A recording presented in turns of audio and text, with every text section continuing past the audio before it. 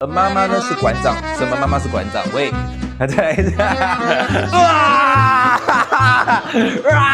我要从哪里开始？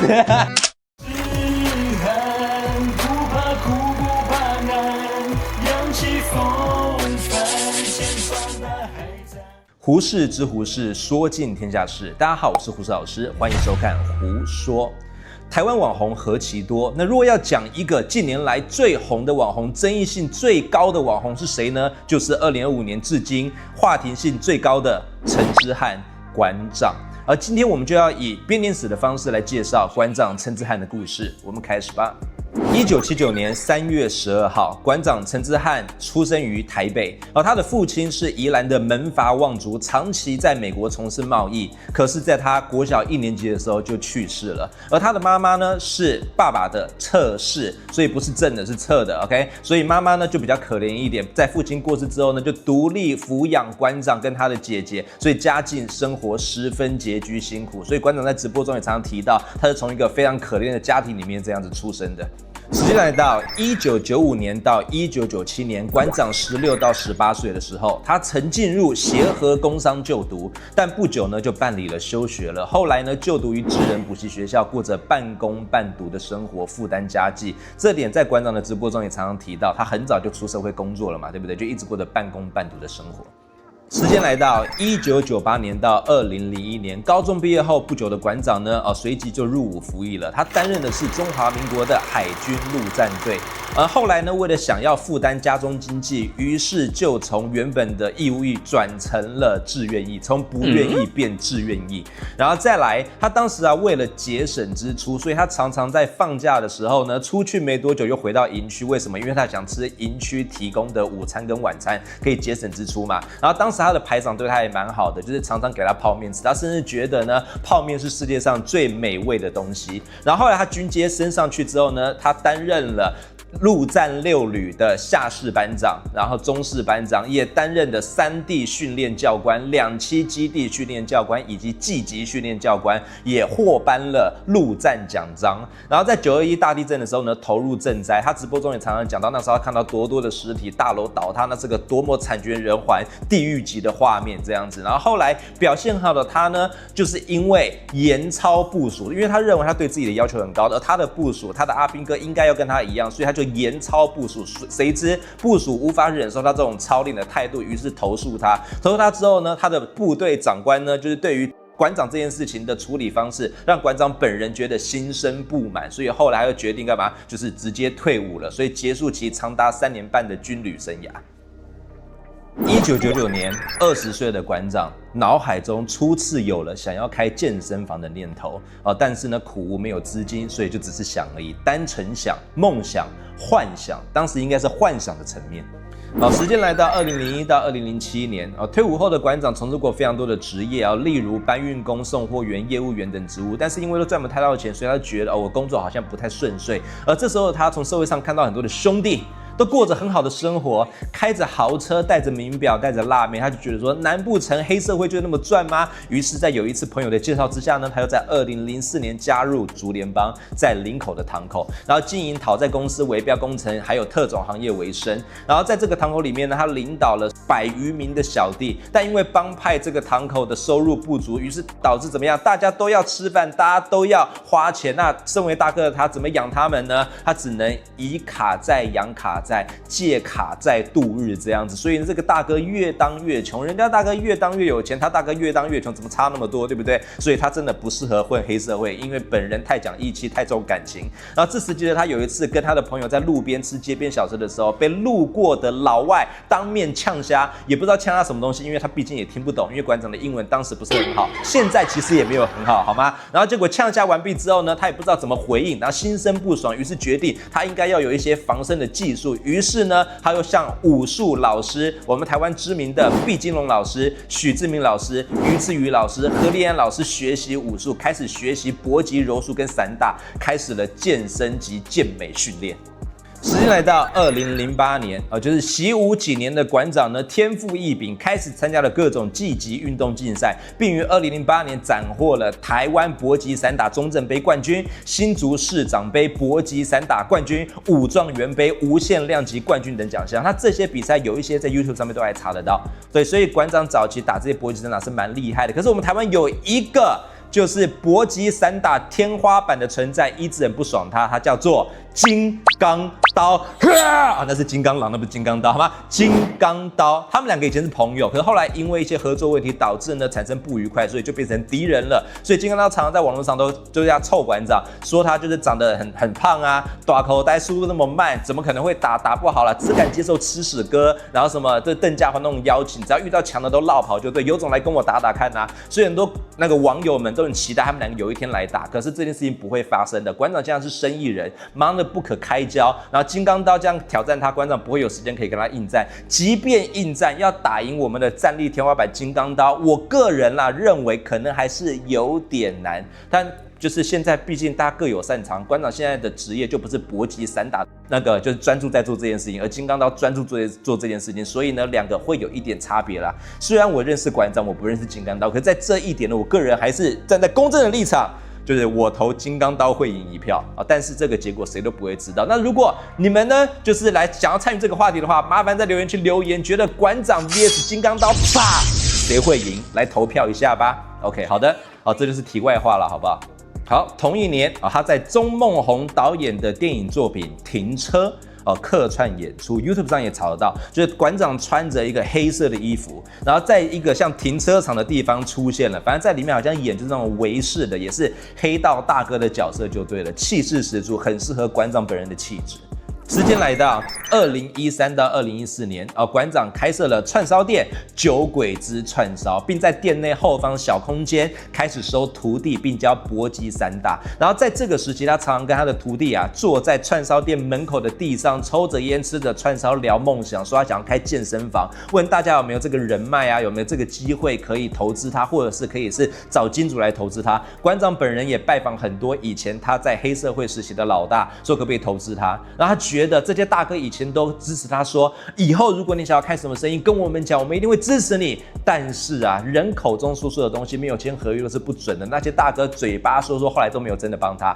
然后后来呢，终于遇到了贵人，愿意投资他5000万左右，让他开设健身房。于是呢，馆长在2014年于新北市芦洲地区开设了第一家成吉思汗健身俱乐部。为什么要叫成吉思汗？因为大家可能不知道，馆长成吉思汗的本名最早的名字其实叫做陈思翰，所以陈思翰、成吉思汗配合他的外在形象，是不是非常的适合啊？然后开始推广了综合格斗 MMA 的训练，然后健身房以24小时营运，然后综合训练课程以及亲民价位组成，然后迅速获得市场的肯定。不过他的24小时制在现在呢，好像也被取消了，因为电费变贵，营运成本提高，于是他取消这点，然后也让有一些网友以及他的会员产生不满，还有他的黑粉们都抓了这一点在攻击他。以前的24小时为什么现在没有了呢？反正馆长就是做什么事情都会有争议就对了啦，就是我觉得蛮可怜的。然后时间来到2015年，馆长开设了三重馆以及新庄旗舰馆，还有泸州旗舰馆，就是后面两个都在8月份的时候开设了，所以你看他才开2014年开第一家，后来就是扩张的很快，到2015年就变4家了，所以他的营运状况真的是很棒啦。然后时间来到2016年，馆长开设林口旗舰馆。那我呢，其实就在2016年的时候开始知道馆长这个人。我还记得当时是我不知道为什么在滑 Facebook 的时候看到一个短影片，当时馆长都在自己家里面做直播，那时候他在说他算命的过程，那个算命师说他长得怒目横眉，修罗相，修罗转世，巴拉巴拉，然后馆长就用很好笑的方式来评价这个算命师，然后当我觉得，这个人讲话很好笑，虽然看起来整个这个怒目横眉，看起来很凶，可是讲起话来怎么反差感那么高，然后怎么那么好笑，于是我开始会注意他，就是一些短影片，会发觉这个人，就是在讲搏击格斗健身方面是很专业的，然后在讲干话的时候就干到不行这样，所以我就开始会注意他的节目，注意他的直播。馆长呢，在这一年因为直播中使用粗话批评现况，被网友检举违反了儿童及少年福利法的第46条，并由 NCC 通报需修正内容，引发了舆论关注。因为馆长可能是台湾网红界最最早可以在直播里面呢，就是频率很高的使用脏话，也是至今可能唯一一个敢这么做的人，把台湾的言论自由发挥的淋漓尽致的第一人馆长，好吗？可他也因为这样的形象，与众不同形象，所以导致流量一直非常的高。然后也在这一年开始呢，就是他从一个健身、搏击、散打的专业人士呢，开始转入了政治的话题。所以大家一定觉得很奇怪，他明明做健身房的，怎么一直在评论政治？就是从2016年的时候开始步入这样子的议题。然后时间来到2017年就是馆长呢开设了中立旗舰馆。然后民众呢再度检举直播的时候呢污言秽语，遭网友控诉平用国骂。然后再来也在这一年迁居了林口。然后12月举办首届成吉思汗杯全国战力暨格斗赛。时间来到2018年的3月份，有一个自称李小龙传人的人士郭李奥不断电话骚扰成吉思汗。讲到李小龙，你知道李小龙的师傅是谁吗？皮卡丘。他们服装一样，皮卡丘会电击，李小龙也会用电击电自己，让自己速度更快。所以李小龙的死因其实跟他的电击，每天用电击电自己，其实有很大的关系，知道吗 ？OK， 李小龙、李卡丘、里奥纳多、皮卡丘，姓李的怎么都跟皮卡丘有关系？里奥纳多姓李嘛，对不对？然后那再来，然后这个又郭里奥有没有？是不是合在一起？里奥纳多、皮卡丘、李小龙、皮卡丘。郭里奥，你看一堆李都跟皮卡丘有关系，然后不断电话骚扰成吉思汗。你今天晚上打这个已经打3通了嘞，然后打电话过去说要跟馆长约战，不是约跑，是约战。然后后来馆长就报警，然后警方说不要浪费社会资源了。OK， 这件事报警没有什么用的，因为他只是不断骚扰，他并没有去侵害你或做实质伤害你的行为，所以这个东西没有办法告他嘛。然后后来馆长就决定，好换个方式好了，采取法律途径解决此事。然后年底呢，因为听闻郭里奥病重，最后心软取消告诉，而且还在直播里面祝福他，希望他可以早日好起来。馆长其实就真的是一个心很软的人，虽然怒目横眉，看起来很凶，但是他的心里的那一个就是状态，跟他的表情其实是完全不太一样的。他就是一个面善心恶不是啦，面恶心善的人，讲错知道吗？好，讲到郭里奥事件这边呢，我要带入一个插曲。因为其实就在郭里奥事件发生的当月份，3月份的时候呢，是我这辈子唯一一次跟馆长见面，也是第一次跟馆长见面。当时我们约见面要谈事情，为什么要谈事情呢？原因是因为在此之前，我在1月份的时候，2018年的1月份，我发行了一首歌，叫做《馆长传》。而这首歌，因为为什么我要做这首歌，只是因为以前我在学校教书的时候，当时我在监考。不方便说我在哪一间学校，我在监考的时候太无聊了，没事干，我就把我的手机放在就是讲台上面偷看，就是当时媒体为馆长做出来的一个馆长生平记录，就很像是那种就是台湾什么全纪录之类那种节目就对了，整整50几分钟把它看完了。我觉得对馆长这个人的故事感到有点感动，因为我非常欣赏那种坚韧不拔个性，然后有梦想就一定要完成这种有曼巴精神的个性的人，我都非常的欣赏。于是我对他的故事感到非常的好奇，然后在感动之下呢，就是整个人就有灵感了，于是我就写了。就是一首歌叫《馆长传》，然后写了这首《馆长传》之后呢，过了一阵子把它给发行出来，然后发行出来，我还记得那天的中午，对我只是把它 po 在我的 Facebook 上，然后那天中午的时候，我打开电视，在家吃着午餐，发觉奇怪，怎么各家新闻台都在报我的这首歌，我开始觉得莫名其妙，然后就有朋友打电话过来，老师，你知道你这上新闻吗？我说，奇怪，为什么？后来我就发现，怎么那些每个新闻都在播我的歌？原来是因为我的 Facebook 有一个朋友，刚好是馆长的朋友，他直接标记馆长的私人脸书，不是彪悍哦，是他个人的私人脸书，然后就标记在我这个留言板，然后馆长就把我这个歌呢，就分享在他的彪悍的脸书上面。我还记得他当时打什么好感动哦，然后于是媒体就报了，然后因为这首歌呢，当时就引起了一些的就是回响流量，大家觉得就是我写的还蛮感动就对了不是我看到大雄不感动，是真的就蛮感动的这样子，然后于是新闻就报，然后报了之后呢，就媒体有打电话给我说，我有没有什么事情是下一阶段想要做的，我就说 OK， 我觉得这首歌的 MV 应该由馆长本人拍，于是呢，媒体就帮我联络了馆长，然后可是联络的初期呢，其实都没有什么进展就对了，后来是我自己私讯馆长说，我真的很希望他可以本人来拍一下这个 MV， 然后并且呢，因为我有一些朋友都是他的粉丝，然后我本人也是一直不断关注着他的直播，然后于是馆长在历经我好几次的骚扰之下，他前几次都不理我，对，大概3次吧，都不鸟我，已读不回，已读不回。偏偏我说我很欣赏有曼巴精神的人，我本人呢也是曼巴精神，曼巴神经病 ，OK， 曼巴精神，我就一直骚扰他。郭里奥，我就一直骚扰他，然后跟他讲说，馆长，你是个遇到事情不会放弃的人，偏偏我也是。我跟他的私讯里面都有这个内容，就说我说我刚好我也是这种个性的人，所以呢，就是我在这些事情，如果你一直不理我，我就会持续的不断的询问下去，询问到你答应我为止。是不是听起来蛮厚脸皮的？可是我就真的是这种个性，我从小到大做任何事情，只要我想做的事，我一定会把它做到。这件事情只要不伤天害理，不伤害到任何人，它是有正面意义的，我就会把它做到。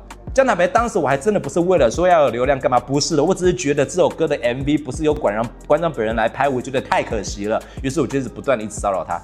后来馆长呢，就可能是按耐不住我的骚扰了，他突然的回我了。我还记得是当天凌晨的1点半左右，他突然回我，看到那个就点点点，真的打讯息，我想说嘿嘿嘿嘿，曼巴精神果然是会成功的，同频相吸。他就说礼拜5，他说明天小雨会打电话给你，给我你的电话。然后后来呢，隔天我还记得是礼拜6，我在一家早午餐店吃午餐的时候，小雨就打电话过来了，说：“哦，老师您好，就是我是小雨，就是什么时候方便跟你约时间来林口找一下馆长。”于是我就约在下个礼拜5的晚上10点半。于是呢，我就在下个礼拜3月份的某个礼拜5的晚上10点半去林口成吉思汗找馆长。然后当时呢，我就被带进了，被他的助理带进了他的办公室。然后办公室的门口还有那个内有大雄，非请勿入。谁是大雄呢？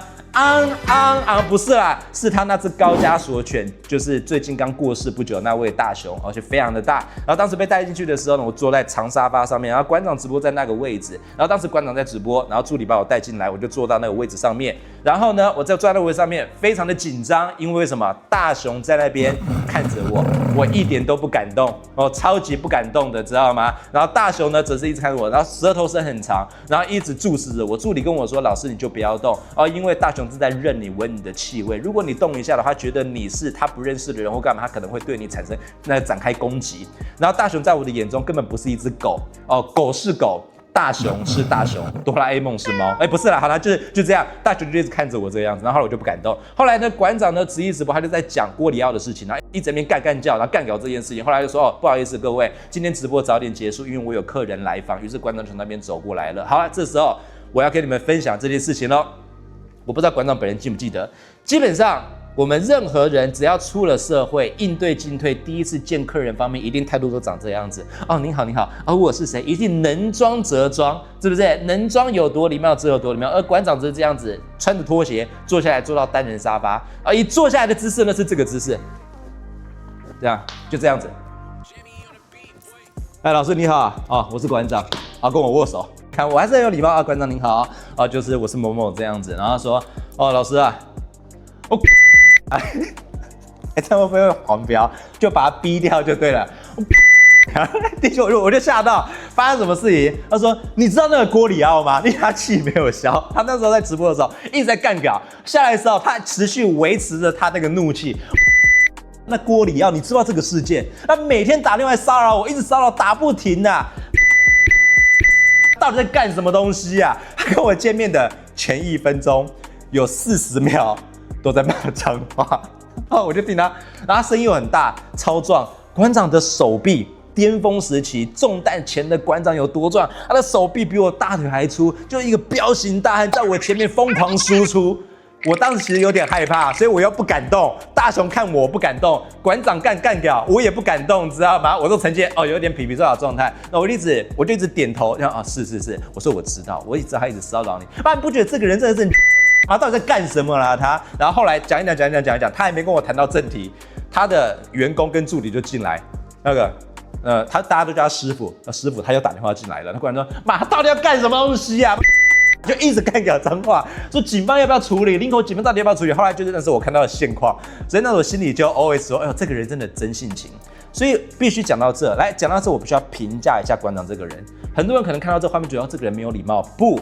只要你在社会上走跳够久，认识的人够多，你就会知道这样子的人其实是没有心机的人，所以心直口快。所以他在看到第一次见客之前，第一次见客的当下，他不会想要去伪装自己，把自己又讲的好，就是表现的好像很有礼貌、知书达理，不，就是真性情。所以这样子的真性情的人，讲坦白的，不论你黑粉怎么干掉他，怎么攻击他，他还真不是一个坏人。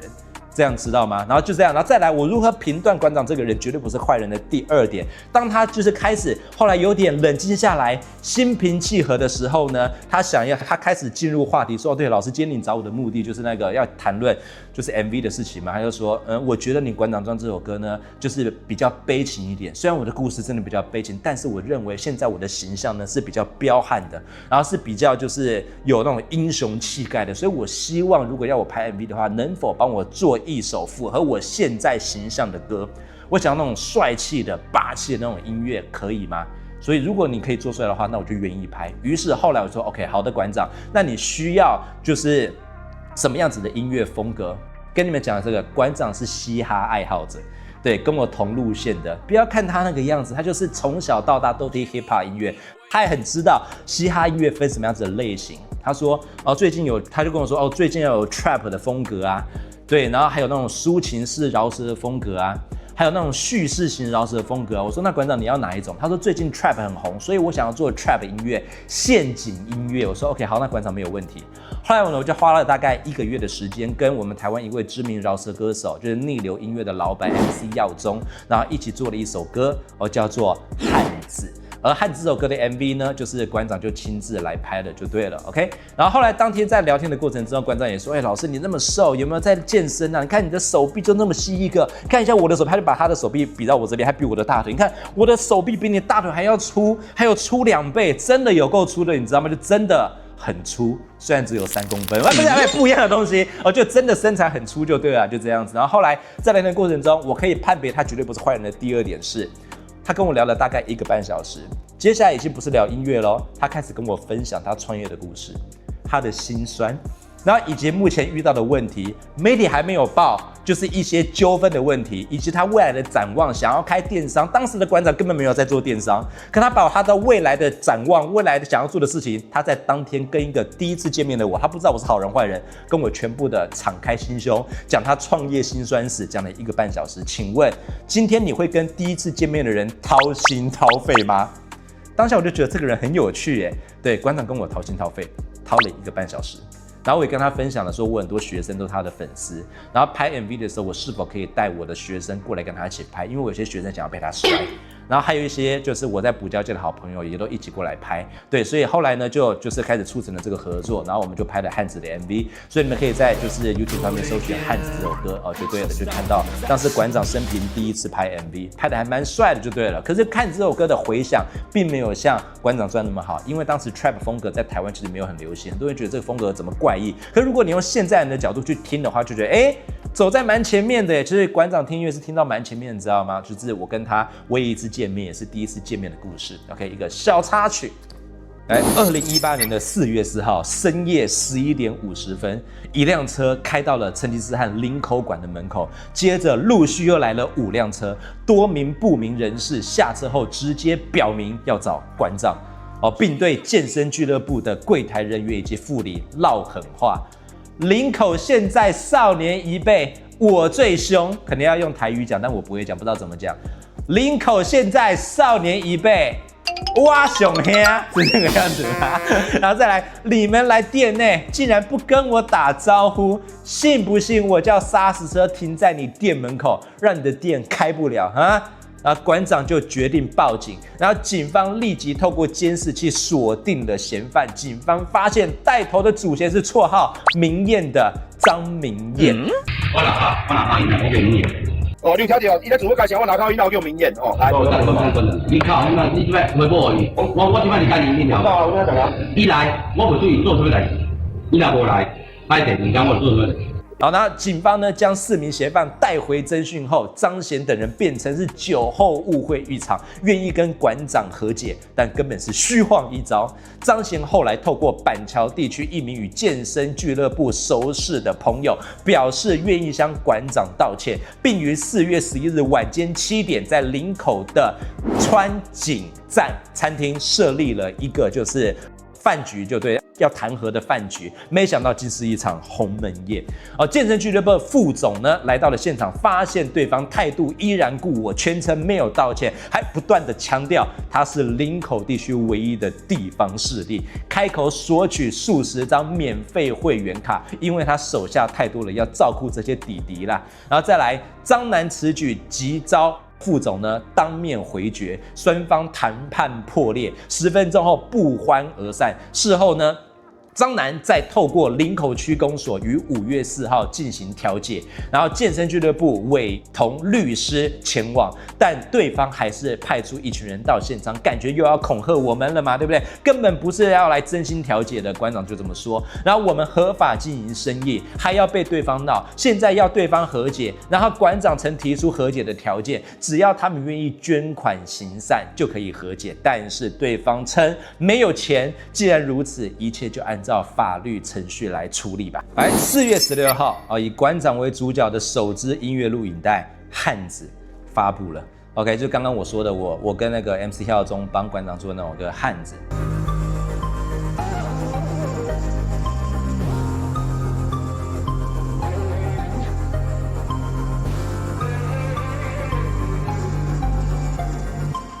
时间来到8月4号，馆长原先计划推出的骷髅潮梯，被网友发现该图是美编以俄罗斯3D 模型师 Ivan Mitiev 的作品二创而来的，可能有侵权的疑虑哦。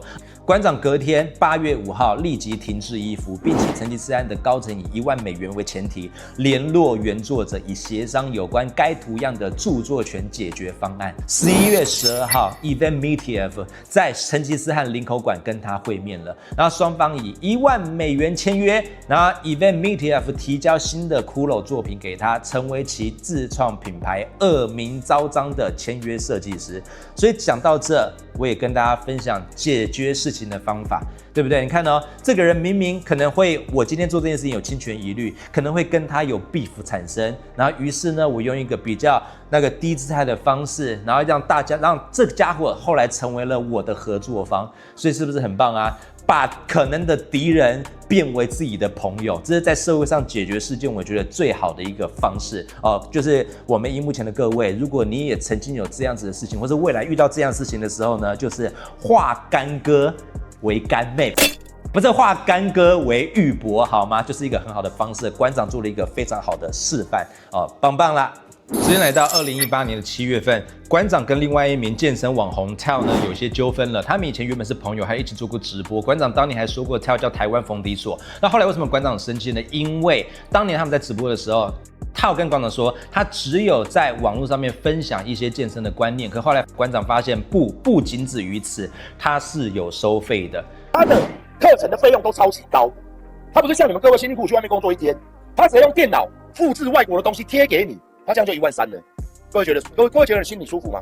那观众觉得你之前是一个收费者，但是你不是一个专业的健身教练，你何德何能来收费，并且你没有到现场在旁边去教学员该怎么做，只是在网络上透过 YouTube 分享吃鸡胸肉啊，还有怎么练，他觉得这是非常不专业的一件事情，而且并没有诚实申报税。因为我在做生意的，我懂啊，他的东西就是不能摊在阳光底下，因为他的东西就是税务根本就乱做啊，没有税务啊。他觉得各种这样统合起来，这都是一个诈欺的行为。我们当一个健身教练呢，必须要在现场每一步每一动把学员教到很好。如果只是在远端操控的话呢，这个人怎么可以练得好？第一个，你根本不是一个健身教练；第二个，你也没有受过正规的训练；第三个，你所有的东西都是去看，因为你英文很好，你去看外国的 YouTube，然后去给他造访回来的东西。然后再来呢，他有在直播里面也曾经讲过，我现在只想赚钱，我没有很想要练。他现在不想练，他只想要赚钱。OK，anyway，馆长觉得这种话讲出来真的是有辱健身专业的教练员，他觉得一个专业的健身者不该说出这样子的话。于是呢，种种纠纷在一起，再配合他自己在他的商城卖那些用品、衣服卖太贵，馆长觉得这叫做割韭菜。于是呢，各种干搞，各种骂。然后他后来当然也有在自己的直播中做反击，而且对健身渐渐失去热情了，你知道吗？然后后来他们还有在2度的2个见面，在曾经是在健身中心里面，林口健身馆里面2个见面，然后想要当面破冰，然后当面呢讲完毕之后看似没事，可是后来过没多久呢，馆长又再度不爽的再度去那个就是不断的攻击 Tao 就对了，就这样子，所以后来就不欢而散。然后后来呢 Tao 的那一个就是 YouTube 就一直停留在20几万，好像就没有再继续的下去。然后后来 Tao 在不久过了几年之后的成绩，后来就另外再开设了新的频道，现在都在访问一些企业人士啊，一些在社会上有成就的人啊，这样子，所以就是跟以前是不同方面的频道就对了 ，OK， 就是他们当时的一个纠纷啦。对，那我身为一个局外人，我也不方便评论到底是馆长对还是 Tao 对啊，反正有纠纷势必就是一个拍子打不响，可能各有各的问题这样子，那我不方便评论。那如果你们更了解其中故事的人，也可以在里面呢做留言做分享，不论是 Tao 的粉丝或馆长的粉丝都可以做这件事情啦，好不好？理性交流。然后时间来到10月9号，高雄市长参选人韩国瑜北上拜访了馆长，然后在直播里面呢，就是畅谈个人政见与观点立场，双方呢皆无稿即兴演出 freestyle， 创造金刚直播热度近700万。OK， 韩国瑜的 Facebook 粉丝团则有35万人次浏览，1.9万则留言。所以我要讲一遍，几流的人民会选出几流民意代表，几流的民意代表会监督出几流的政府，有几流的政府就会有几流的国家。讲到这，不熟馆长跟韩国瑜的一定觉得很奇怪，我怎么记得馆长当年是超挺民进党的，怎么会给韩国瑜直播呢？来，各位，馆长在政治立场上呢，就是变过很多次立场。当时最早期当年的他呢，还是支持蓝营韩国瑜的状态。OK， 是后来他觉得就是蓝的很多东西没有做好，后来馆长才转成绿的。那关于馆长政治立场变来变去，我会在这个影片的结尾讲出我个人的看法，好吗 ？OK， 好。李婉玉竞选新北市议员时期呢，也想上馆长的直播，畅谈他的政治理念。那馆长因为觉得观众没有想要看他，于是就请助理回绝了。后来双方认为彼此间有言语侮辱对方，李婉玉呢不满馆长连续开直播4次，以脏话辱骂他，然后以妨碍名誉呢对他提告。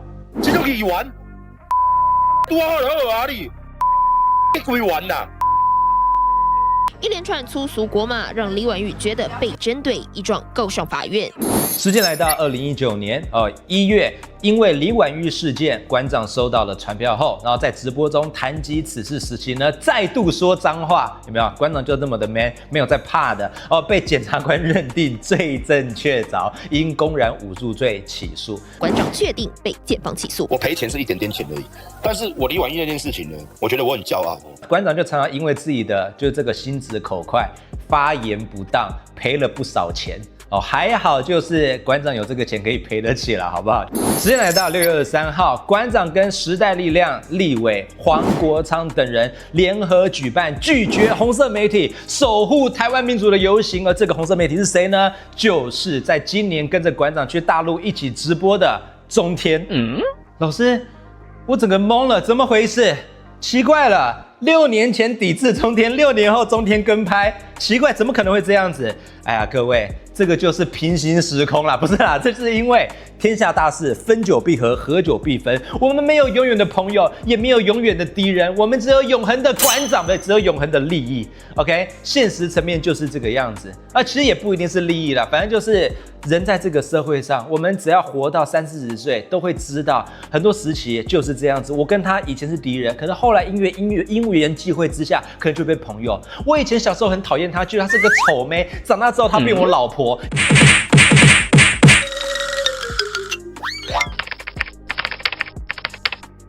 2,000 years later， 有没有这种事情都会发生的？所以呢，馆长从跟中天不好变跟中天很好，对不对？跟那个民进党好变跟民进党不好，这都属正常。讲坦白的，我讲这句话呢，其实就会引来很大的纷争。其实，在讲这个事情的时候，我脑中是一直不断在思考要怎么讲才可以讲得好。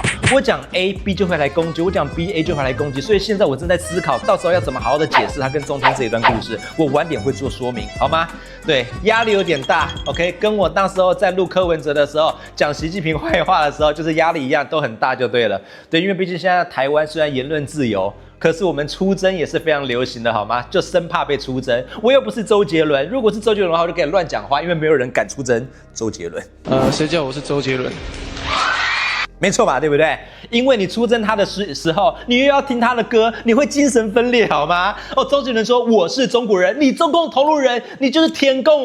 我又要听你的歌，我要买你演唱会门票。天哪，我分裂了。所以因为不想分裂，所以不敢出征周杰伦。对，这是题外话，因为我真的发现台湾人没有人敢出征周杰伦。周杰伦太厉害了，他应该过来选总统才对。他来选总统，台湾就世界太平了。OK， 天下太平，没有对立，因为所有人都听周杰伦的歌，有没有？夜曲一响，上台领奖；夜曲一响，他就是当选的总统，对不对？就这样。好，题外话，好，我们再继续吧。然后再来，在这个游行期间呢，他就拒绝中天新闻的渗透，甚至还在直播中用脏话攻击习近平，还说要习近平的老婆。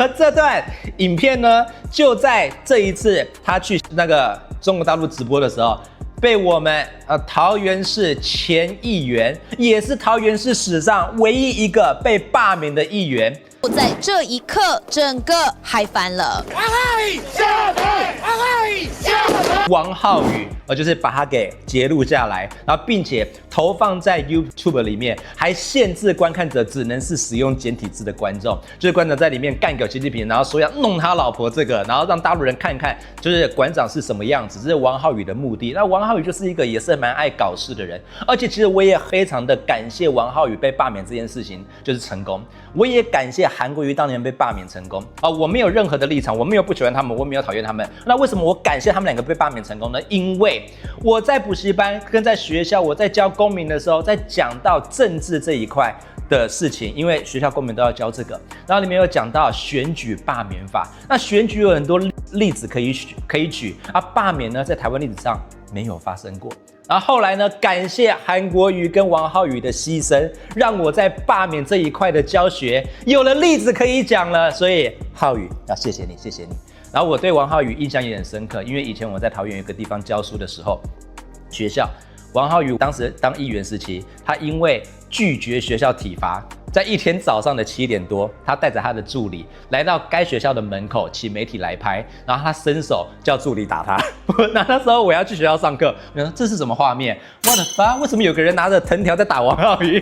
对，后来就上了媒体，就这样。所以王浩宇当时很多招，他真的就很爱去各个学校，觉得哪个学校什么做法不对，什么做法不对，所以学生爱他，可是学校的老师都很讨厌他，就觉得你一直不断在干涉我们的行政，干涉我们的教学，干涉我们学校的一切的规矩就对了，就这样。后来呢，他就成功的被罢免了，所以让我有罢免的例子可以讲了。感谢王浩宇的牺牲付出，好吗？那王浩宇跟馆长有什么 beef 呢？奇怪，怎么馆长跟谁都有 beef？就是这样子，没有办法，因为牛肉好吃嘛。对，然后因为馆长当年跟王浩宇的 beef，就是因为他呛王浩宇卖袜子割韭菜。对上的是议员王浩宇，两人争论的是谁卖的才是货真价实的除臭袜，就是卖太贵就对了。所以馆长在直播中其实常常骂别人，就是东西卖很贵，因为馆长自己的东西其实蛮便宜的，就对了。所以他就觉得王浩宇这样不该，所以当时王浩宇在6年前差点被馆长弄到倒店，所以王浩宇就说了，浩宇报仇一天到晚。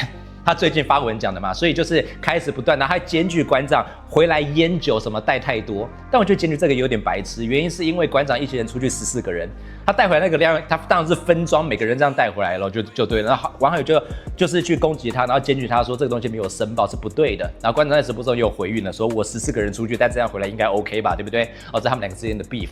讲馆长 beef 大家可以讲10集讲不完，我觉得这个人就是这么的精彩，好吗？好，时间来到7月9号。我们补教界知名公民老师罗文老师也是一个网红 ，YouTube 也有10几万订阅。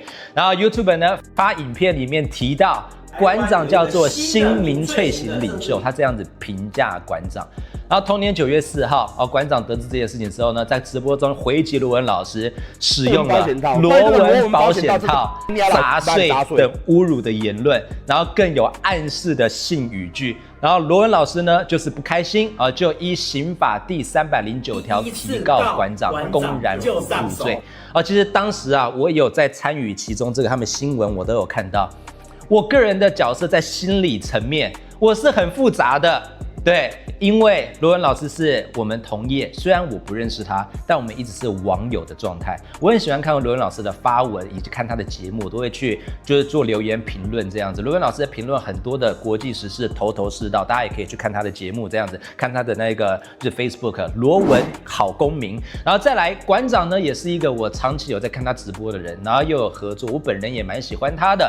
而这两个人在吵架在纠纷，那我该站哪里？哪里都站不了，我只能在就是默默的以中立者的角度看这两个人的发展，就这样子。OK， 好，这是罗文老师跟馆长之间的 beef， 好吗？来到7月17号，这件事情非常的好笑，我可以称作当年最好笑的事情。网红吃屎哥尤兆麟直冲馆长在林口的成吉思汗健身房展开约1分钟的对决，因为他那时候就在网络上叫嚣说要对决，然后结果馆长就答应他了嘛，后来吃屎哥就过去了，然后吃屎哥呢自称武学传人，一上台就使出了9阴白骨爪等招式，然后被馆长呢就是使出那个鞭腿啊，啪啪啪啪啪，应该有看那个影片吧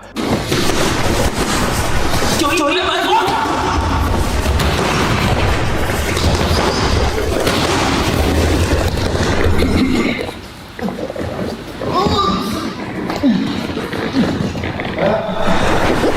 连鞭他好多下，连踢11脚，然后后来呢，吃屎哥最终就认输，哭喊着投降。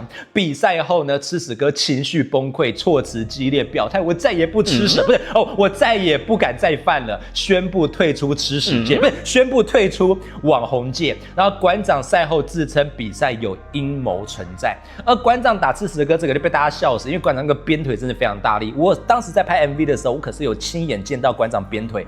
那个鞭腿下去的那个力道，他去跟他的教练对打，真的是砰砰砰、啪啪啪那种超级大声。你当下被他踢的话，一定真的是骨折，一定是至少是最轻的伤。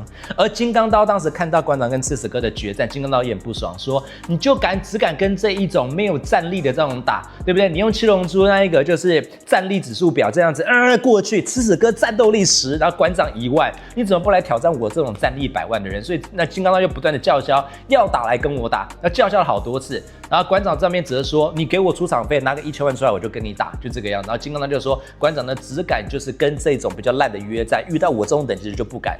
我觉得不用期待他，因为呢，陈之汉呢，他宁愿去拍 A 片都不会来打，好不好？很强。你就去拍 A 片吧。然后到现在也都还没打就对了啦，好吧？其实我也可以理解为什么馆长不打，因为毕竟我跟金刚刀打之后，我流量就给了金刚刀，我为什么要做这件事情？因为他们两个在流量上的确有落差。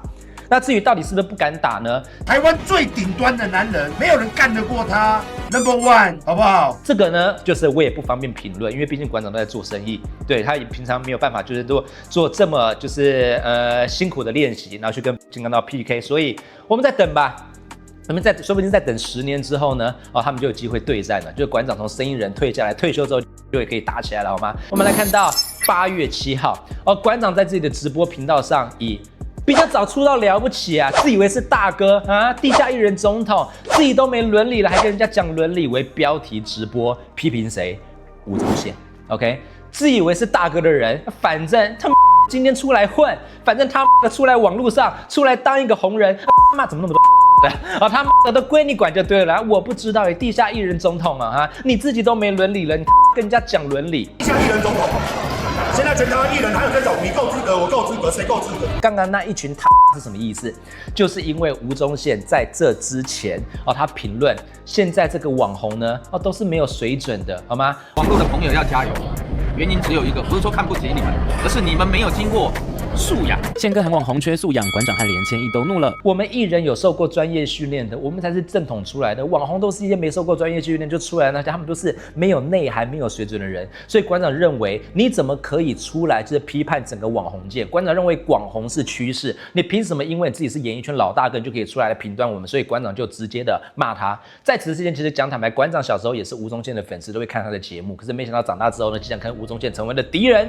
好，接下来第2天，馆长呢又以这个标题吴宗宪网红文化演艺界都需养成素养，有网路就能当网红，拿起机器就要直播为标题啊。然后这次馆长评论时不断出现三字经啊，就是人之初性本善，性相近习相远，狗不叫猫就叫。去评论是吴宗宪，还说了你开一个他的直播吃火龙果啊，你假。你开一个他妈直播吃火龙果啊！你假小也没有人要看，你知道吗？天哪！今天是我这辈子讲最多脏话的时候。OK， 好，再来，就是也没有人要看，你知道吗？你跟人家讲前辈讲个屁啊！你是什么的啦？你连屁都不是嘛，好吗？我有说错话吗？我2分钟卖掉6000罐蜂蜜啊，那你又是什么？你不就是个屁中之屁？我学那种个性，说那种话。博蜜演出，这根本不是我的形象，好吗？对，你看馆长，我为了你，是不是为了要真实演出，我不用替身，直接来，好吗 ？OK， 今天就我的这一个频道，这个节目就逼到底 ，OK， 好。那吴宗宪呢就不爽，提出了刑事诉讼。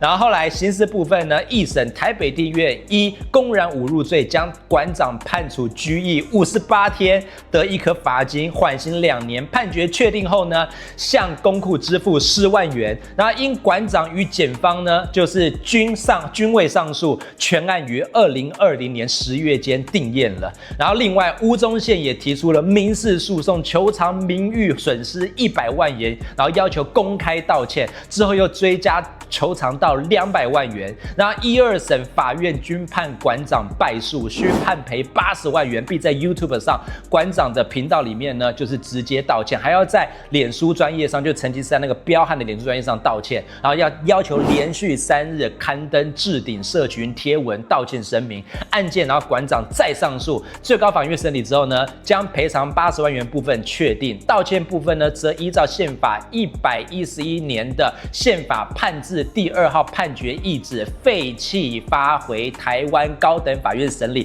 刚刚那一堆法律话大家应该听不懂，简单来说就是最高法院判定说你不用道歉赔钱就好，知道吗？好，然后再来高院跟1审审理之后呢，判决馆长需在脸书及 YouTube 刊登判决要旨，然后案件再上诉，最高法院审理之后呢，又将这部分废弃发回高等法院更审。简单来讲就是那个馆长要判赔他80万，然后但是道歉部分呢，就不用了，好吗？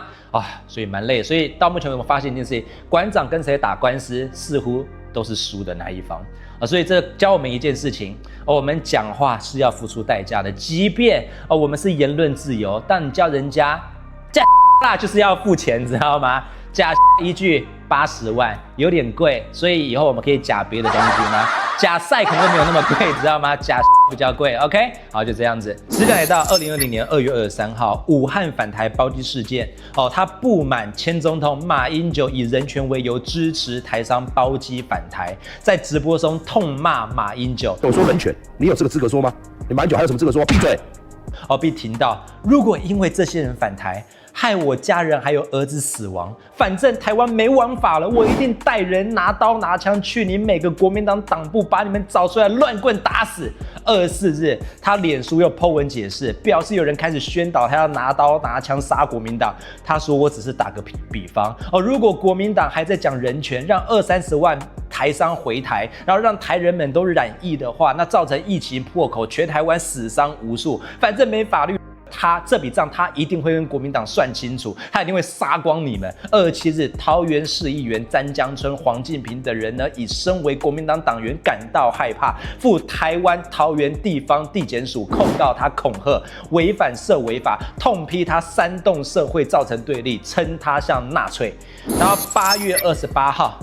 凌晨2点多的时候，他于成吉思汗健身房林口馆前遭竹联帮保和会枪手刘成浩在健身房前附近埋伏开枪，在近距离下呢，当时馆长准备要上车嘛，他在近距离下对馆长开了3枪，馆长情急之下呢，拿着手臂起来，然后就挡了子弹。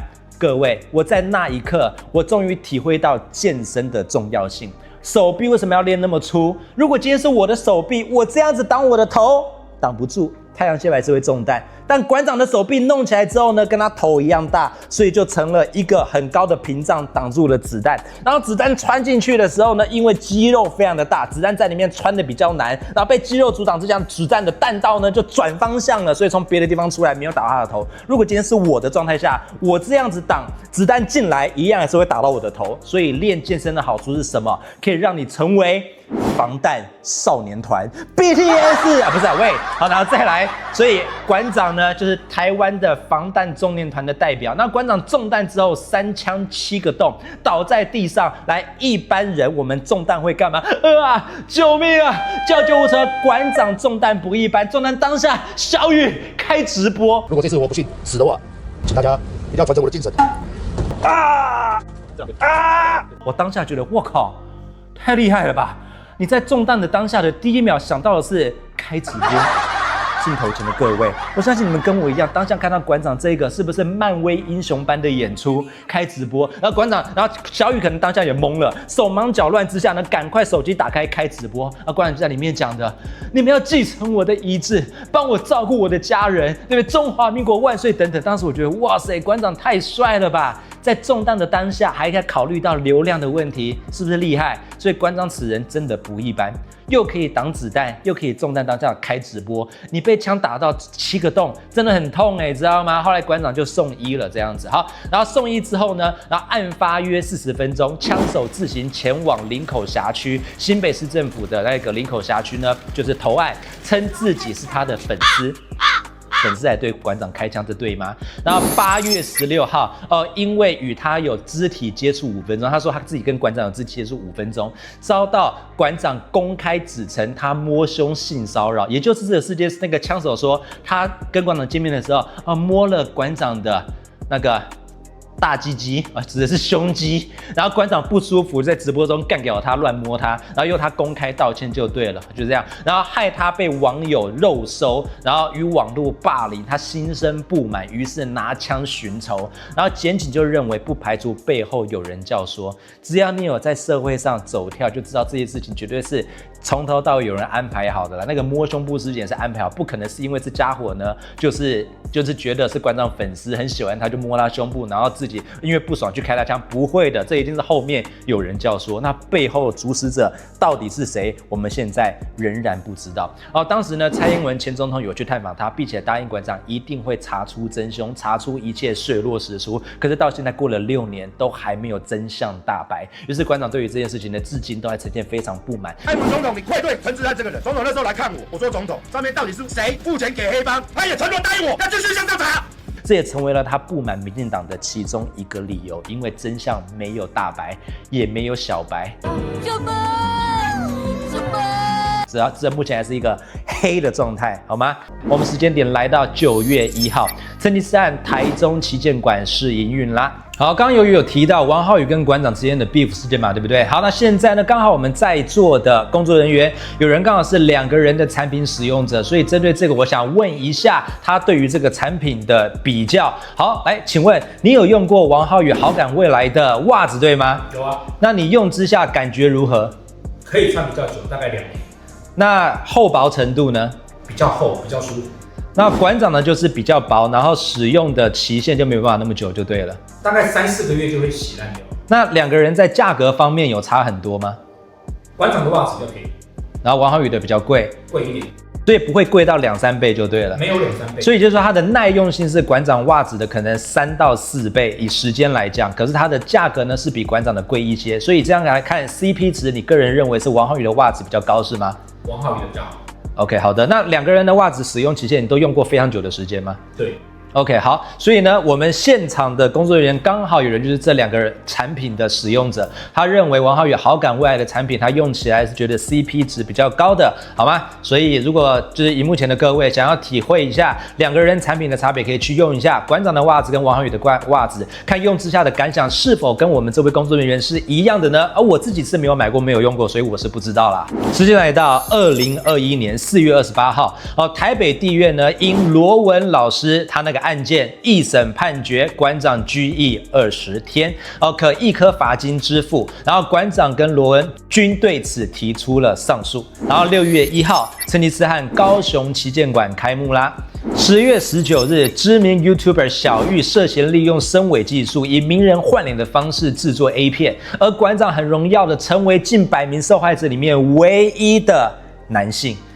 你把我 P 到 A 片去，其实我讲白的，说实在话，我也会没送，而且你明目张胆在那边收钱，我更没送。所以这代表什么意思？小玉可能对于馆长的脸去拍 A 片，他有一些兴奋的 feel 才会做这件事情嘛，对不对？也是一种荣耀，创了台湾的记录哦，馆长厉害啊 ，OK。然后小玉因为这件事件呢，后来在2024年呢，就是也入监服刑了5年呐，所以现在还在狱中服刑，所以坏事不要做，好吗？来，时间来到2022年3月30号，成吉思汗3重馆爆发了经营权的争议。然后4月8号呢，馆长召开了记者会，除了访及对方的说法之外，更当场摆出了6000万的现金，这是当时我有看到这个画面，就6000万放在一个红色的桌子上面，然后要3重馆的会员无需担心，承诺会负责退费事宜。所以今天我拿出这6000万来给大家保证，那我还是在此呼吁，请郑先生，不要乱讲话，不要只会对媒体放话。在记者会上呢，也喊话，这桌上摆的是6000万，也是给会员的一个定心丸，跟大家讲啦，就是馆长有钱处理啦，免金免加，好吗？然后随着民进党执政后明显落实不如预期，然后馆长开始立场转变，开始在直播之中呢批评现在的民进党不在乎司法改革与居住正义，只会搞内耗。居住正义嘛，司法正义嘛。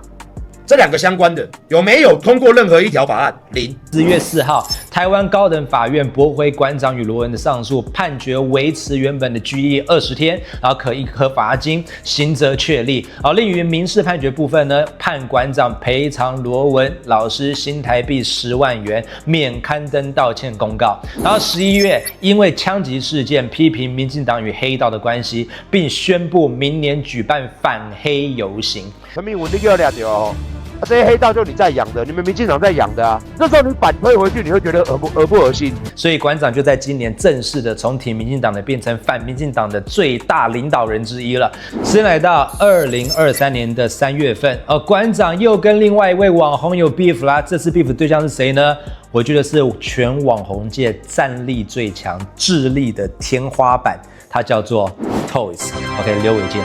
他跟他怎么有 beef 发生呢？就是因为 Toys 在直播里面，然后有提到馆长的商品呢都是贴牌的，都是垃圾，然后也批评他的便当店不好吃之类的。然后馆长则是骂 Toys 的饮料割韭菜，所以两方就不断的每天吵。他们这个互相吵的时间非常长，我记得有至少长达半年这么长。然后后来呢，就是 Toys 的战力真的很强，然后 Toys 的粉丝又非常的就是具有攻击性，然后都会在馆长的直播留言上面不断的去攻击馆长。然后后来馆长甚至在1年多之后，当 Toys 跟超哥发生 beef 之后，馆长有评论说，就是不要跟 Toys 吵 ，Toys 就是一个你怎么跟他打都打不赢的，说这个人不要脸，只要不要脸到一个极致的话呢，就是你是战胜不了这个人的。而我个人的角度，我不是觉得 Toys 不要脸，而是 Toys 真的很聪明。我觉得他的智力可能是突破200等级的，要跟 Toys 吵架，不要去碰死他，他真的太厉害了。对，因为我私下也有一些网红朋友，我问过他们这个事情，他们也说不要跟 Toys 吵架 ，Toys 真的很聪明，所以谁都可以惹，不要去惹他。但是 Toys 现在也在狱中了，跟小玉不知道有没有关在同一个地方，所以网红我觉得好像是高风险职业。当一当，要么被关，要么就是要一直赔很多钱这样，所以网红职业是高风险的，知道吗？所以我们还是要当一个像我一样知识型的这一种。对，讲话的话呢，就是不要口出恶言，对，然后都比较就是中立去评论所有的事情，自然而然就不会有太多的纠纷产生了，好吧？要不然就是做下去没赚多少钱就赔一堆钱，然后又要被关，这个风险太高，机会成本太高，不该这么做的，好吗？来，时间来到2023年7月16号，馆长发起了716公平正义救台湾凯道游行，明确与民进党的形成政治对立面，要求具体政策的落实。居住正义，大家可以手机拿起来，可以 Google 一下。他们现在在吹着冷气，跟人民一样在讲居住正义，你们接受吗？柯文哲呢也于当日到场支持，然后11月呢开始支持柯文哲的总统大选之路，自己带头。我今天跟大家宣布100万，直接明天马上汇。来，我们来复习一下馆长的政治立场的转变。还记得一开始在好多年前，他当时那个韩国瑜要参选高雄市长，不是跟馆长做直播吗？所以馆长当年呢是支持蓝的，然后后来呢跟黄国昌一起。就是办了反中天、反红媒游行，所以这时候从蓝的变成反蓝的，对不对？然后变成支持时代力量了嘛，对不对？就是跟黄国昌一起。然后这时候时代力量由于当时是偏绿的团体，所以呢这时候开始转绿，然后后来呢又转支持蔡英文，所以就开始不断的从走深绿路线，并且是台独路线。然后在直播中因为干掉习近平嘛，对不对？他当时是一个坚定的台独分子，然后来到这一年呢变成反绿的，然后开始跟柯文哲他们在一起，变成民众党这边的支持者。可是他这3次，不论他支持谁，他其实都没有加入各个人的政党，都是以一个选民的身份去支持他的。好，那至于他的政治转变之路，到时候我们再继续。我会在最后呢做一个总结以及我个人的看法。好，我们到现在还不要先妄下定论，等我最后的看法再来评论吧，好吗？是来到2024年总统大选年，馆长在当年呢就是支持柯文哲，然后所以在直播里面呢常常徜徉了柯文哲的政治理念啊，然后叫大家支持他呀，然后不断的帮柯文哲拉票啊。谁知道大选完毕之后，过不久柯文哲就因为贪污案以及图利案等案件而被北检搜索之后呢，然后接下来就被羁押至今，所以非常的可怜。而8月31号，馆长就参与了包围北检、声援柯文哲的行动。如果他是一个会收钱赚钱的人，他早就跟我提了啦。讲到这个行动，我也要来讲一下我个人的看法。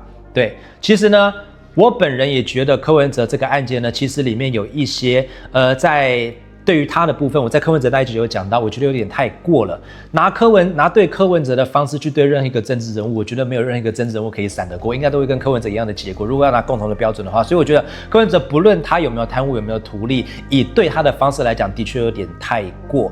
但为了要营救柯文哲包围北检这件事情，以我们的战略策略面来讲，是否是正确呢？我个人认为这不是个正确的决定，原因是因为检察官、法院、法律人，他们从小到大都是学霸等级上来的。这种学霸等级上来的人，内心自尊心都很高。而你们公开质疑我的办案不公，我会因为你们公开质疑而就软下来，而对他好一点吗？不，只会加深我干嘛？如果各位你们是检察官，被这样子包围之后，你们公开质疑我办案不公，那对于我的面子尊严来讲，把我放到哪里去？只会让我更干嘛？只会让我们这群人更加大力道去弄他。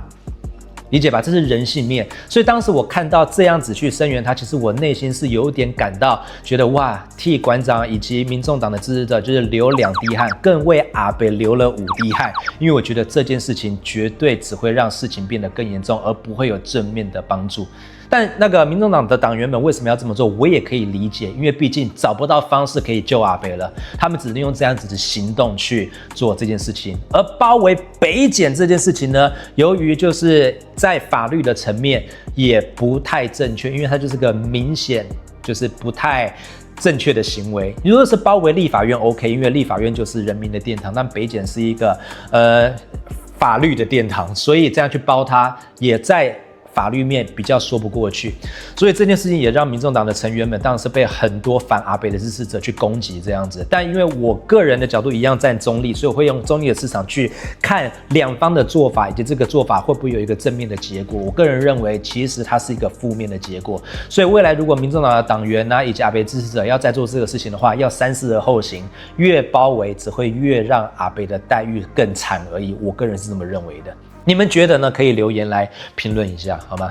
然后时间来到9月5号，馆长呢在前一天9月4号的直播中表示，他暂时决定不率众上街，而且直播到一半呢，还接到一个电话，神秘电话。后来他透露是柯文哲对支持者的最后交代。然后开直播的时候呢，播放了柯文哲提前录制给支持者的影片。柯文哲里面提到，请大家照顾好自己，就是对我最好的帮忙，请大家认真过每一天，快乐过每一天，心存善念，尽力而为，让我们继续努力。那个影片我也有看到，希望我们所有人都可以好好的上班，好好的过自己的生活。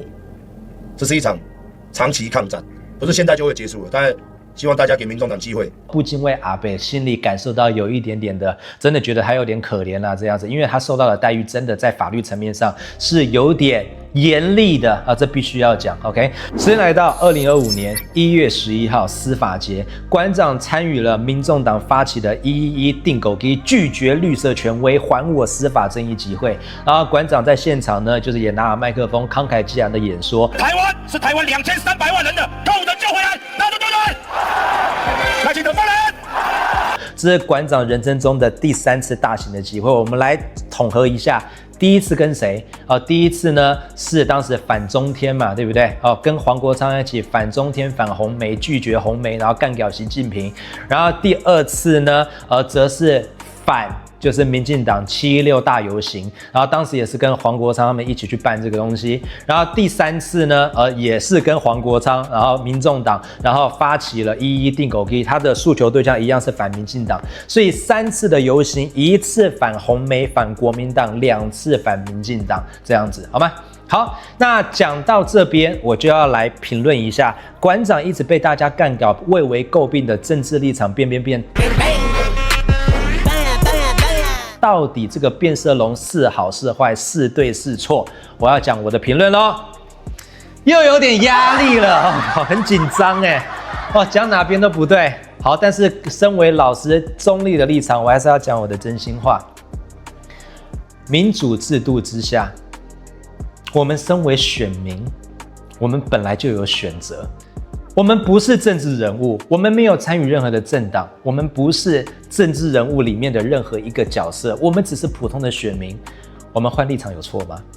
你们自己仔细思考，先把对馆长的成见放下来。你只是个选民，你换立场有错吗？对不对？我们台湾的党派大党就是国民党、民进党，还有后来跑出来的民众党。你支持国民党，国民党干不好，你只能选谁？那就民众党跟民进党啊。那民进党干不好，然后你也觉得国民党干不好，你只能支持谁？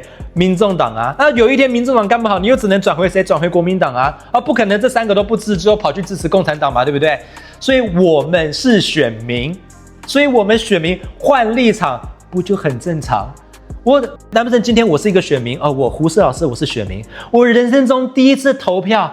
投给国民党，选总统投给了马英九，我就要终身选举只能投国民党。只要我一改变立场，选了民进党的人，或选民众党的人，或选谁，我就是变色龙吗？好，那如果你要这样定义人家的话，麻烦荧幕前的各位，同等你就像未来选举的时候，你第一次选谁，未来一辈子你就给我选这个政党，你不能换，他做的再烂，你都要选他。理解吧？因为这样子才不会被骂成变色龙。同等道理，我们人类在选择的时候，我们会选择本来就天性。来，你今天在你是一个男生，你跟一个女生在一起，这个女生一开始你很爱她，后来呢，她在跟你在一起过程中，屡次让你失望，屡次劈腿，脚踏8条船，对不对？跟章鱼没两样。你还是因为干嘛？我不能当感情的变色龙，我要跟他在一起到底。对，你伤我数百次，我一样就爱你一个人，因为我不能当变色龙。只要我决定跟你分手，去跟另外一个女生在一起，就有另外一批人出来干掉我。你是感情变色龙。不要这么挑剔好不好？荧幕前的各位，难不成你们在选举的时候真的是从头到尾都选同一个政党吗？你不会变来变去吗？所以你们不要忘记，馆长他只是一个选民，我一直强调他没有加入任何政党。如果今天他是有加入政党，他该干掉。真的该干掉他，把他干死，知道吗？就是我现在是国民党的党员，我现在支持国民党啊。过几年，我是民进党党员了，哈哈哈哈。过几年我是民众党党员，哈哈哈。这样子就该干掉。所以网友有些拿吕布比馆长，说馆长3姓家奴这样子 ，no。吕布当年他是政治人物，馆长不是，他只是个爱评论政治的普通人。他是选民，跟你我一样，差别只差在他流量高，而我们没有人认识，这样理解吗？所以你们拿那个变色龙去套他身上，以我公民老师的立场不合逻辑。我们民主不就是有选择权？如果从头到尾只能选一个，我们何必需要民主？我们就一党专政就好啦，对不对？台湾就一个政党，民进党一党专政到底，只有一个选择。那今天我们明明是我们嘴巴喊着民主是可以选择的，那馆长为自己的选择做出了选择之后呢，只因为他是公众人物，他就被套上了那个变色龙，这不对吧？对不对？你们仔细思考，在中立的角度，我有讲错吗？对不对？那当然，今天你是很讨厌馆长，你要干掉我这一段，你也可以干掉，但我看你们要怎么干掉我这一段这么中立的谈话。对，如果今天你们要干掉我的话，那我真的在课堂上我不知道怎么我真的不知道怎么教民主法治这一段。各位同学，我们台湾是民主的社会 ，OK？ 我们选举的时候，大家是有选择权的。你觉得 A 选不好就可以选 B， 你觉得 B 做不好可以选 C。政党轮替是正常的，我不能这样教，这样教会被干掉。各位同学，我们台湾是民主的社会。但是呢，你在选举的时候，你只能从头到尾选一个。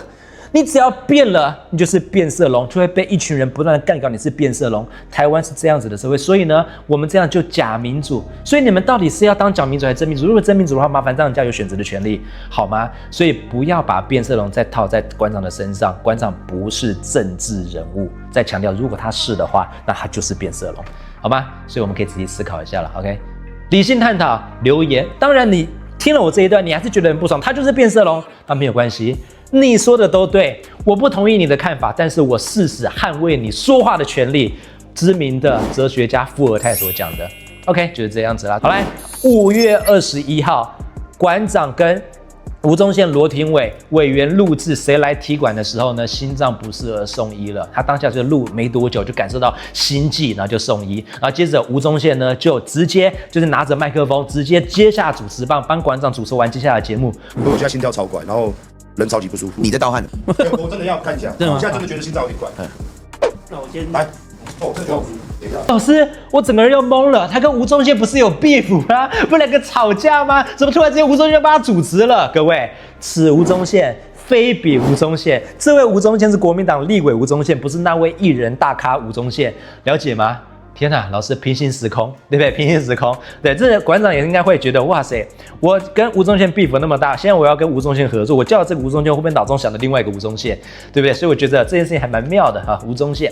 好，然后再来就是吴宗宪就帮他做直播，然后帮他主持完整个节目，然后后来呢，馆长身体呢，就是在医院看完病之后也没什么大碍了，可是他就是要好好休息，因为他常常因为评论政治就是心里太气了，他冤呐，他觉得柯文哲冤呐，再加上睡觉又没有睡饱，所以就心悸，身体不好。所以馆长还是要好好保重身体，知道吗？不要常常气得脸红脖子粗。对，就是有一批人还是需要你的 ，OK？ 就是没有你的话，就是我们台湾很多媒体会没新闻可以报，所以你一定要撑下去，好吗？你是台湾流量的中心。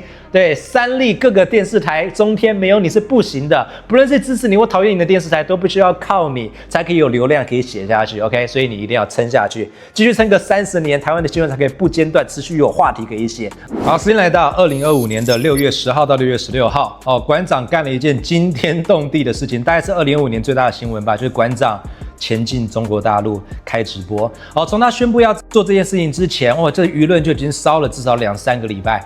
然后等他直接去中国大陆开直播的时候呢，更是舆论达到了最顶峰。他光是在中国大陆跟汪小菲吃个饭，当天晚上的观看人数45万人。老百姓之间互相还是靠衣食住行嘛，这些交流。所以我觉得这个馆长兄弟呢做得特别好的一件事儿。谢谢。一个是到大陆来给大家介绍介绍，创下了 YouTube 大概是这样子节目的记录了，台湾史上在一个地方做旅游直播的最高纪录。然后一天他的新闻量可以超过200则，光一个三立新闻台就帮他做了超过120则新闻，然后占据了那几天发烧榜的1、2、3名，所以馆长创了台湾人在 YouTube 上面的最高纪录，非常的厉害呀。那为什么馆长可以造成这样子的一个流量呢？原因是因为跟他以前的立场转变真的太大了。2019年的馆长，刚刚我有讲到坚决反共，然后在直播里面常常去干掉那些在中国大陆发展的艺人。你一人要赚人民币，没有人阻挡你。但是如果你要讲到政治，你要讲到国家，你要批评官员，你要讲到在台湾跟中国就给我注意一点。例如萧敬腾啊，巴拉巴拉等等等的，说我这辈子不会赚红钱，我不会舔共，对我才不会跪着去赚钱，然后一直去骂那些人。可是呢，在今年呢，他却前进中国大陆，而前进中国大陆目的是为了什么呢？其中一个他也承认了，他想要去赚中国大陆那边的钱，因为他自己认为我以前所挺的政党里面一堆人，其实后来发现也都有赚那边的钱，那为什么他可以，我们不行？而我今天在台湾呢，我因为挺了民众党，挺了柯文哲，而导致我生意做不下去，有很多地方我的生意都大受影响，很多人都要来退费，我挺他们挺到最后遇到这个结果，所以呢，为什么我要坚持这个理想？我决定我要转变立场，我也可以去赚中国大陆的钱，然后也想让大家看看中国大陆是否真的如民进党在看中保台的议题里面所提的他们那么糟糕，所以他想说就眼见为凭吧，去那边拍了 ，OK。那去那边这个事情呢，当然在台湾的舆论造成两方的非常大的一个讨论，就对。那我今天身为一个历史老师，站在中立的立场里面讲，我先讲历史面的部分。因为我在他的节目里面有看到，就是他有去参观了跟两蒋文化相关的地方，对，然后我自己看的时候，我就觉得蛮惊讶，哇，共产党怎么会把两蒋文化保存得那么好呢？而我们台湾政府却是尽力的在缩减两蒋文化在台湾的一些影响力，这是我觉得一个历史老师这边觉得蛮讽刺的地方，因为我想不到原来共产党会把两蒋文化保存得这么好，所以我在这个角度这样觉得，哇，也是让我三观有点改变了。那就于我看馆长去那边的立场呢，这方面我就真的不能多做评论，因为他的立场转变非常大。他从就是台独分子，然后变成现在呢可以去那边开直播，然后有那么大的流量，那大家都骂他舔共，从台独变舔共，叭叭叭叭。那这个由于要评论的话，真的会引起轩然大波，所以就是我有个人心里的立场。那以目前的各位，相信你们会坚定你们的立场，你们就是觉得不开心的，要骂就骂下去吧。那你们支持馆长这么做，觉得这是两岸交流的，那就这样支持吧。那馆长这么做，其实也是要完成柯文哲的理想，因为我在柯文哲节目里面有讲到，柯文哲的梦想呢叫做两岸一家亲，他是支持两岸人互相交流的，而馆长认为他这个行为呢，就在帮柯文哲实现他这样子的目标，两岸一家亲，做两岸的和平大使。那当然，另一方会觉得说你什么咖，你什么可以把自己称作和平大使，叭叭叭叭叭啊，这就是大家自己评断啦，好吧？